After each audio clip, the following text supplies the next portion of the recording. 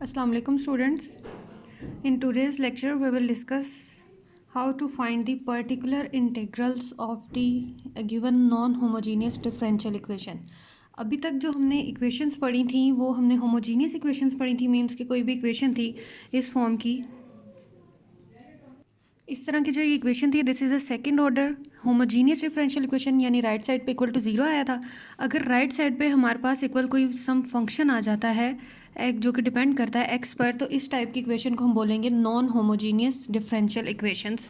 अब second order की है, थ्री ऑर्डर की भी हो सकती है, फोर ऑर्डर की भी हो सकती है। तो इसमें हम देखेंगे कि non homogeneous differential equations of higher orders, इनको हम अगर इनका हमने सोल्यूशन फाइंड करना है तो इसका सोल्यूशन फाइंड करने के लिए हम अगर जनरल सोल्यूशन फाइंड करना है तो उसके लिए हम करते हैं y equal to y c plus y p करते हैं, where y c is the complementary function and y p is the particular integral of the function. हमने वाई सी कैलकुलेट करना सीखा हुआ है, ठीक है। अब हम देखते हैं कि वाई पी किस तरीके से कैलकुलेट करते हैं।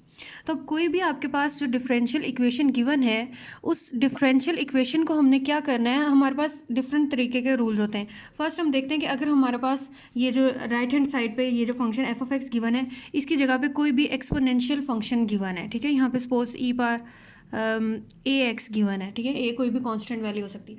तो जब एक्सपोनेंशियल फंक्शन गिवन हो तो उसके लिए हमने उस टाइप की डिफरेंशियल इक्वेशन का पर्टिकुलर इंटीग्रल कैसे कैलकुलेट करते हैं, उसके लिए आपने क्या करना है, 1 over this differential equation and multiplied by this exponential function, ठीक है। ये चीज़ यहाँ पे लिखी हुई है 1 ओवर एफ ऑफ डी, यानी कि ये जो डिफरेंशियल इक्वेशन है इसको 1 के ओवर में लिख देना है और साथ में एक्सपोनेंशियल फंक्शन लिख देना है। और फिर नेक्स्ट हमने क्या करना है, ये जो ई पार ए एक्स है, ए को हमने एफ ऑफ डी में पुट करना है, तो 1 over F of A e पार ए एक्स। अब यहाँ से दो केसेस बनेंगे, या तो f of A not equal to zero आएगा या फिर f of A equal to zero आएगा। अब हम देखते हैं कि जब नॉट इक्वल टू जीरो आएगा उसको कैसे सॉल्व करेंगे और इक्वल टू जीरो आएगा तो कैसे सॉल्व करेंगे। अब यहाँ पे मैंने एक इक्वेशन ली है, सेकंड ऑर्डर डिफरेंशियल इक्वेशन है, और इसके राइट साइड पे देखें कोई भी एक्सपोनेंशियल फंक्शन आ रहा है। यहाँ सिंपल एक फंक्शन भी हो सकता है, ई पार एक्स ओवर 2 हो सकता था, या सम करके 2-3 फंक्शंस हैं जबकि सारे क्या हैं, एक्सपोनेंशियल फंक्शन है। इसका हमने जनरल सोल्यूशन फाइंड करना है, मीन्स हमने क्या फाइंड करना है, y equal to y c plus y P.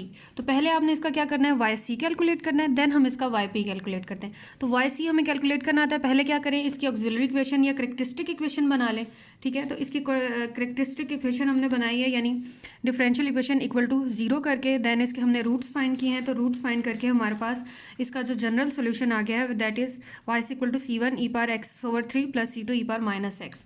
अब जनरल सोल्यूशन आ गया, अब हमें क्या करना है, इसका पर्टिकुलर इंटेग्रल कैलकुलेट करना है। तो पर्टिकुलर इंटेग्रल कैलकुलेट करने के लिए मैंने आपको बताया कि डिफरेंशियल इक्वेशन को 1 के ओवर में लिख दो। तो डिफरेंशियल इक्वेशन को हमने 1 over 3d² plus 2d minus 1 और साथ में एक्सपोनेंशियल फंक्शन प्लस, अब यहाँ पे दो फंक्शंस आ रहे हैं, ई एक्स ओवर 2 है प्लस 2 ई पार 3x है, तो दोनों के सम में इसको लिख दें, वही 1 over F of D into exponential function. अब नेक्स्ट स्टेप आपने नोट करना है कि नेक्स्ट स्टेप अब हमने क्या करना है। अब हमने ये करना है कि हमने यहाँ पे ई पावर एक्स का जो कोफिशिएंट है उसको हमने डी की जगह पे पुट कर देना है, यानी हमने जो 1 over F of D E power A X था इसको इस तरह से लिख लेना, 1 over F of A E power A X. अगर F of A not equal to zero आएगा तो हम उसको सॉल्व करते जाएंगे, but if F of A equal to zero आ जाएगा तो वो नेक्स्ट में एग्जाम्पल में बताऊंगी कैसे आता है, ठीक है। अब इस केस में आपने देखो यहाँ पे एक्स का कोफिशिएंट क्या है, 1 ओवर 2, तो 1 ओवर 2 को यहाँ डी की जगह पे पुट कर दो, 1 ओवर 2 को डी की जगह पे पुट किया। अब सेकेंड टर्म में देखें एक्स का कोफिशिएंट यहाँ पे क्या है, एक्स का कोफिशिएंट यहाँ पे है 3 है, तो 3 को यहाँ पे डी की जगह पे पुट कर दें और इसको सिंप्लीफाई कर लें, तो हमारे पास यहाँ से सॉल्व करने के बाद पर्टिकुलर सॉल्यूशन आ गया या पर्टिकुलर इंटेग्रल आ जाता है। ये वाला हमारे पास पर्टिकुलर इंटेग्रल आ गया, ठीक है। अब पर्टिकुलर, अब देखो नॉट इक्वल टू जीरो आया था यहाँ पे एफ ऑफ ए, जब हमने एफ ऑफ ए पुट किया तो कोई ना कोई सॉल्यूशन आ रहा है ना, नॉट इक्वल टू जीरो आ रहा है, तो इट्स मीन अब यहाँ से हमारे पास पर्टिकुलर इंटीग्रल इसका आ गया। अब हमने जनरल सॉल्यूशन लिखना है, तो कैसे लिख दो, that y equal to y c plus y p, और पहले वाई सी वाली वैल्यूज लिख लें एंड देन वाई पी वाली वैल्यू लिख दो, ठीक है। सिंपल ये करना है कि आपने एक्सपोनेंशियल में जो ई पावर एक्स का कोफिशिएंट है, उस कोफिशिएंट को यहाँ डी की वैल्यू में पुट कर देना है। अगर तो f of A not equal to zero आएगा तो आपके पास सिंपली सॉल्व हो जाएगा, बट अगर F of A equal to zero आ जाता है तो फिर उसको मैं नेक्स्ट आपको बताती हूँ कैसे करना है। अब इस एग्जांपल में देखो, पहले हमने इसकी करैक्टरिस्टिक इक्वेशन निकाली है। करैक्टरिस्टिक इक्वेशन निकालने के बाद इसके रूट्स निकाले हैं।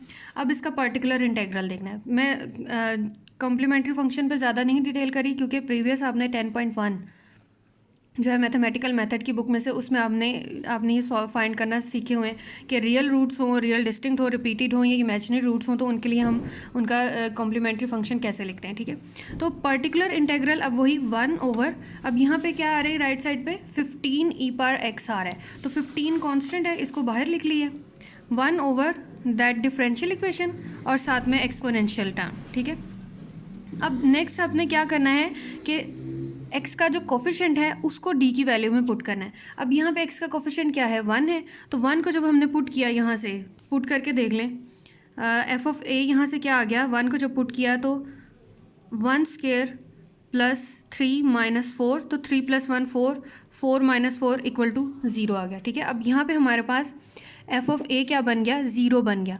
तो जब हमारे पास एफ ऑफ ए 0 बन जाए तो आपने क्या करना है कि एक्सपोनेंशियल वाली जो टर्म है उसके साथ x को मल्टीप्लाई करना है और जो डिनोमिनेटर है उसका आपने डेरिवेटिव ले लेना है।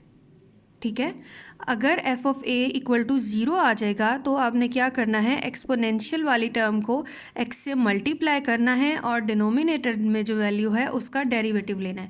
अब यहाँ पे क्या है, ई पावर एक्स है, इसके साथ मैंने x को यहाँ पे मल्टीप्लाई कर दिया और जो डिनोमिनेटर वाली टर्म थी उसको मैंने डिफ्रेंशिएट किया, तो डी स्क्वायर इसका डेरिवेटिव आ गया 2d प्लस 3d था तो इसका डेरिवेटिव आ गया 3 माइनस 4 कॉन्स्टेंट था, उसका डेरिवेटिव आ गया 0। ठीक है, अगर F of A equal to 0 आएगा तो एक्सपोनेंशियल टर्म को x से मल्टीप्लाई कर दें और डिनोमिनेटर वाली टर्म का आप डेरिवेटिव ले लें और नेक्स्ट इसको सिंपल प्रीवियस मेथड से सॉल्व कर लें। ठीक है, सिंप्लीफाई कर लेना है। अब नेक्स्ट, अब यहाँ से देखो, अब अगेन आपने यहाँ पे क्या करना है कि x का जो कोफिशिएंट है उसको पुट करें।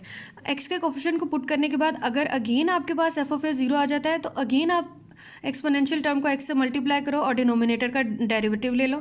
आपने उतने टाइम्स तक उसको डिफरेंशिएट और x से मल्टीप्लाई करते जाना है जब तक आपके पास F of A non zero आ जाए। ठीक है, अब इस स्टेप में हमने x का कोफिशिएंट क्या है, यहाँ पे एक्सपोनेंशियल टर्म में 1 है, 1 पुट किया, आंसर क्या आ गया, नॉन ज़ीरो आ रहा है, तो हमने यहीं पे स्टॉप कर देना है। तो इसको सिंप्लीफाई किया तो आपके पास पर्टिकुलर इंटेग्रल इसका क्या आ गया, 3x ई पावर x और hence it's general solution is this one. ठीक है, अब ये एग्जाम्पल 8 है mathematical method by SM Yusuf की बुक में से, इसमें इसका आपने जनरल सॉल्यूशन फाइंड करना है। तो सिंपल क्या करो, पहले करैक्टरिस्टिक इक्वेशन फाइंड की हमने, इसका हमने कॉम्प्लीमेंट्री फंक्शन फाइंड कर लिया, तो कॉम्प्लीमेंट्री फंक्शन या इसका आगे हमारे पास ये वाला आ गया। अब इसका पर्टिकुलर इंटीग्रल कैलकुलेट करना है, तो 1 ओवर डी क्यू प्लस 1 कर लो और साथ में एक्सपोनेंशियल वाली टर्म्स। अब क्या करना है, हर टर्म के साथ ये 1 ओवर एफ ऑफ डी वाली जो वैल्यू हर टर्म के साथ सेपरेट मल्टीप्लाई कर दो।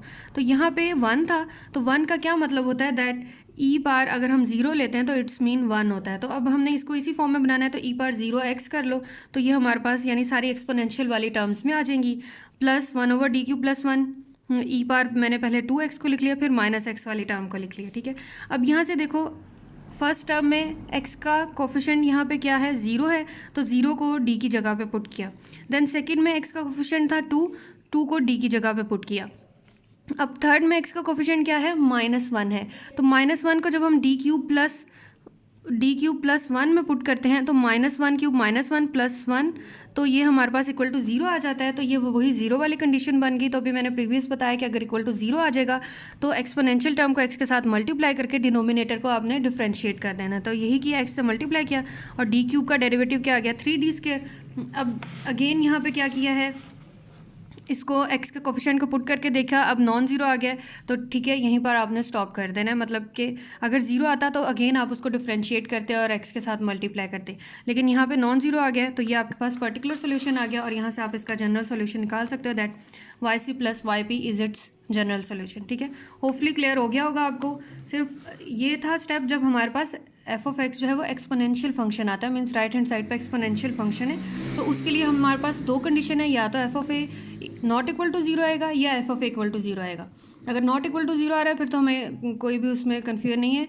अगर इक्वल टू जीरो आ रहा है तो आपने क्या करना है कि एक्सपोनेंशियल वाली टर्म को एक्स से मल्टीप्लाई कर दो और डिनोमिनेटर को डिफ्रेंशिएट कर दो। ठीक है, okay, thank you so much.